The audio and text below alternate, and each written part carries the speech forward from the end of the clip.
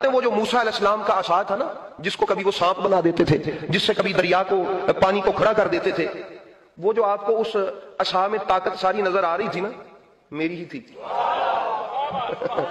میرے غوث اعظم فرماتے ہیں۔ السلام علیکم ورحمۃ اللہ وبرکاتہ۔ میں محمد امتیاز پلاوی۔ معزز ناظرین، اس حقیقت کو آپ اچھی طریقے سے جانتے ہیں کہ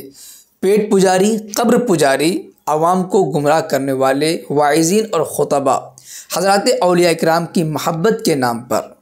بزرگوں کی کرامات کے نام پر عوام کو گمراہ کرتے ہیں۔ خاص طور سے پیران پیر شیخ عبدالقادر جیلانی رحمۃ اللہ علیہ کی طرف کرامتیں منسوب کر کے عوام کو الو بنانے کا کام کرتے ہیں۔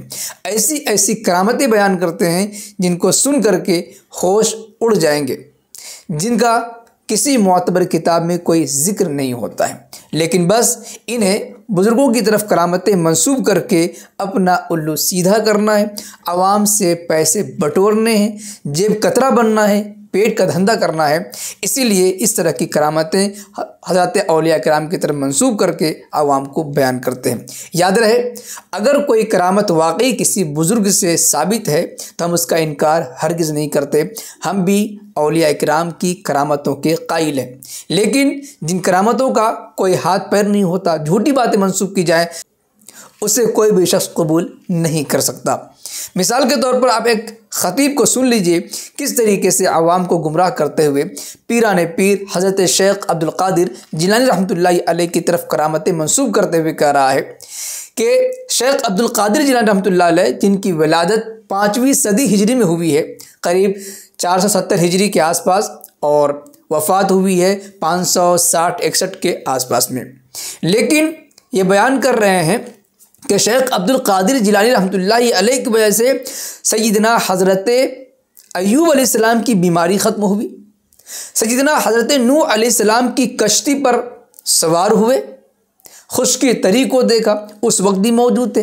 حضرت نوح علیہ السلام سے لے کر کے حضرت موسیٰ، حضرت عیسیٰ، حضرت ایوب علیہ السلام، جتنے بھی برگزیدہ پیغمبروں کے تذکیر قرآن کریم میں کے نام لے کر کہہ رہے ہیں کہ یہ معجزہ میری وجہ سے ہے، میں نے دیا، میں نے دعا کی وغیرہ ذالک۔ یہ لوگ کس طریقے سے عوام کو گمراہ کرتے ہیں، آپ سن لیجئے۔ وہ جو موسیٰ علیہ السلام کا عصا تھا نا، جس کو کبھی وہ سانپ بنا دیتے تھے، جس سے کبھی دریا کو پانی کو کھڑا کر دیتے تھے، وہ جو آپ کو اس عصا میں طاقت ساری نظر آ رہی تھی نا، میری ہی تھی میرے غوث اعظم فرماتے ہیں، جناب غوث اعظم فرماتے ہیں، سنو، انا کنت مع ایوب۔ حضرت ایوب علیہ السلام کے جسم اور بیماری والا وہ سارا واقعہ آپ نے سنا، ان کے بیٹے سارے فوت ہو گئے، انہاں دی 200 ٹگے دی جوڑی روز سویر نو جاندی سی کھیتاں چ۔ حضرت ایوب علیہ السلام اتنا بڑا زمیندار تھا جناب ایوب علیہ السلام، اور بہت بڑا باغ تھا، بیمار ہو گئے، کھیت جل گئے، آزمائش آ گئی، شیطان کو اللہ نے دکھانا تھا میرا ہی ہوں جو مرضی ہو جائے، ٹھیک ہے نا، آزمائش آ گئی، زمانہ آ گیا مصیبت کا، جسم پہ آ گیا وہ مسئلہ۔ تو احباب گرامی، اس وقت آپ فرماتے انا کنت مع ایوب، وہ جو ایوب علیہ السلام تھے نا، میں ساتھ ہی تھا، میں وہاں تھا، فی زمان البلا، جب ان کی آزمائش کا زمانہ تھا میں ساتھ تھا۔ پھر فرمایا برئت بلواہ الا بدعوتی، ان کی وہ جو آزمائش ختم ہوئی نا، یہ میں غوث اعظم کی دعا سے ختم ہوئی۔ یہاں پنجتن پاک کے وسیلے سے مسئلہ بنا ہوا ہے، اور اوپر سے مرید بھی غوث پاک کے بنے ہوئے ہیں، اور عقیدت مند بھی حضور غوث اعظم کے بنے ہوئے ہیں، اور ولایت کے خیرات اور ولایت کی جو ساری سسٹم ہے وہ بھی غوث اعظم سے لینے کے دعوے دار ہیں، اور اپنی پیری فقیری کی دکانیں بھی غوث اعظم کے نام سے چلائی جا رہی ہیں، اور پھر بھی پنجتن پاک کے وسیلے سے مسئلہ ہے۔ اور غوث اعظم کے نام پہ پیری فقیری کا کاروبار کرنے والے لوگوں کو یہ دعوت فکر ہے۔ میرا غوث فرماتا ہے وہ اللہ کے نبی ایوب علیہ السلام، ان کے وہ جو آزمائش کا دور تھا وہ ختم بھی میری دعا سے ہوا، میری دعا سے۔ اور پھر آگے فرماتے، سنیے گا، انا کنت مع عیسیٰ فی المہد، وہ جو عیسیٰ علیہ السلام جھولے میں بولے تھے نا، میں ہی تھا ساتھ ساتھ میں ہی تھا۔ اور فرماتے اوتی تو داؤد حلاوت نغمتی، کہ وہ جو داؤد علیہ السلام کے نغمے میں شرینی تھی میری تھی۔ غوث اعظم فرماتے میں نے عطا کی تھی، وہ سرکار غوث اعظم فرماتے ہیں داؤد علیہ السلام کے نغمے میں جو شرینی تھی۔ احباب گرامی، اس کے بعد فرماتے ہیں وسری، اور پھر یہ سیکنڈ لاسٹ میں آپ کو سناتا ہوں، بہت بڑا ایک شعر ہے، فرمایا وَأَعْلَمُ نَبَاتَ الْأَرْضِ کم ہوا نبات نابت، زمین پوری زمین پر کہاں کہاں کیا کیا کتنا کتنا اگا ہے میں جانتا ہوں۔ غوث اعظم فرماتے ہیں آپ فرماتے میں جانتا ہوں یہ اللہ نے مجھے شان عطا فرمائی ہے، اور فرماتے وَأَعْلَمُ رَمْلَ الْأَرْضِ کم ہوا رملتی، اور اس پوری روئے زمین پر ریت کتنی ہے اور ریت کے ذرے کتنے ہیں میں یہ بھی جانتا ہوں۔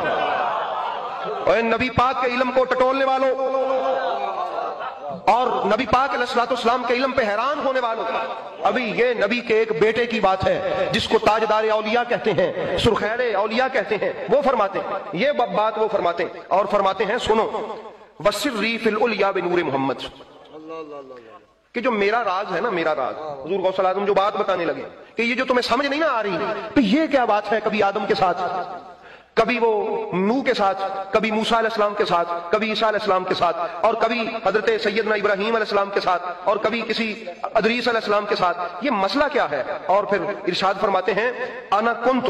مع نوح اشاہد فی البراء، میں نوح علیہ السلام کے ساتھ تھا، میں نے وہاں ساری اس مخلوق کو دیکھا، وہاں پر کھڑے ہو کر بہارن اس سارے سمندر کو دیکھا، طوفانن میں غوث نے سارے طوفانوں کو دیکھا، اور فرماتے ہیں علی کف قدرتی، جو میری اللہ نے مجھے قدرت عطا فرمائی ہے نا، اس ہتھیلی پہ میں نے یہ سارا کچھ دیکھا۔ اور ارشاد فرماتے ہیں انا کنت مع ابراہیم، میں تو ابراہیم علیہ السلام کے ساتھ تھا، کب؟ ملقم بنارہ، جب ان کو آگ میں ڈالا جا رہا تھا، جب ان کو آگ میں ڈالا جا رہا تھا وہاں تھا میں۔ وما برد النیران الا بدعوتی، اور لوگوں وہ جو ابراہیم علیہ السلام کی آگ ٹھنڈی ہوئی تھی نا، میری دعا سے ہوئی تھی۔ وہ چھاڑ علی پاک نو، چھوڑ علی کو، چھوڑ حسن و حسین کو، بہت اونچی بات ہے، بہت بڑی بات ہے۔ غوث کہتا ہے میرے مرید پہلے منو تے مان لا،